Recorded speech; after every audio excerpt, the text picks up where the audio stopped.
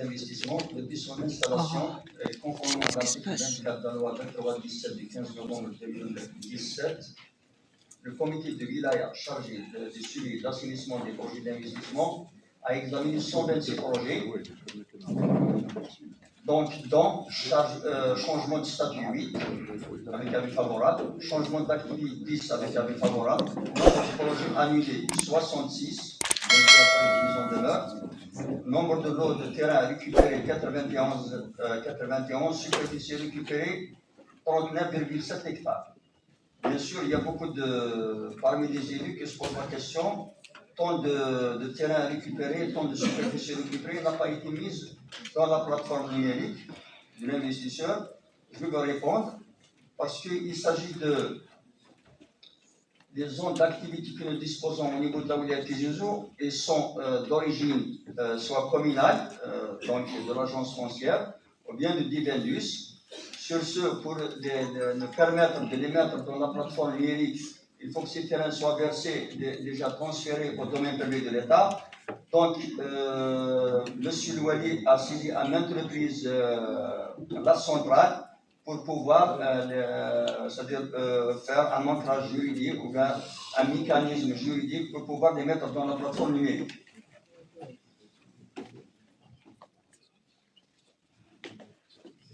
En ce qui concerne la demande d'enveloppe financière pour l'aménagement et la viabilisation des zones industrielles et des zones d'activité, donc depuis 2022 à ce jour, nous cessons de transmettre à la tutelle, donc au ministère de l'Industrie, pour l'étude et le suivi de viabilisation des zones d'activité d'Azazgat, Tizirni, Bourni, Tigzir, Draguzan, Larmanet, Iraten, Boudjima et Gelftis.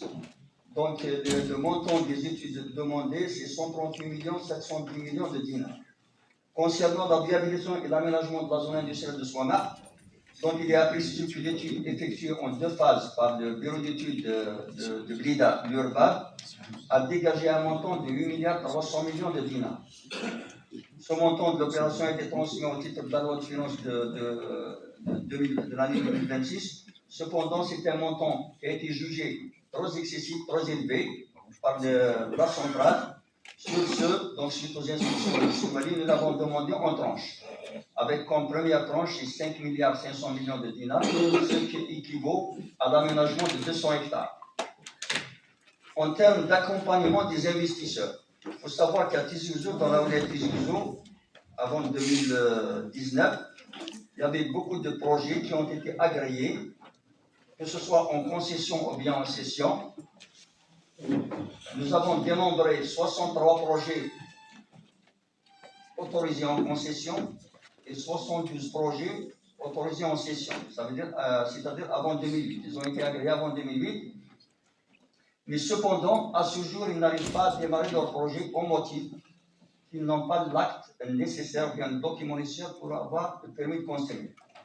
Également, nous avons saisi à maintes reprises la tutelle, justement pour instruire le directeur de Divendus, notamment pour délivrer ses actes. Et maintenant, on attend, peut-être que ça va se faire dans les prochains jours. Et je vous remercie.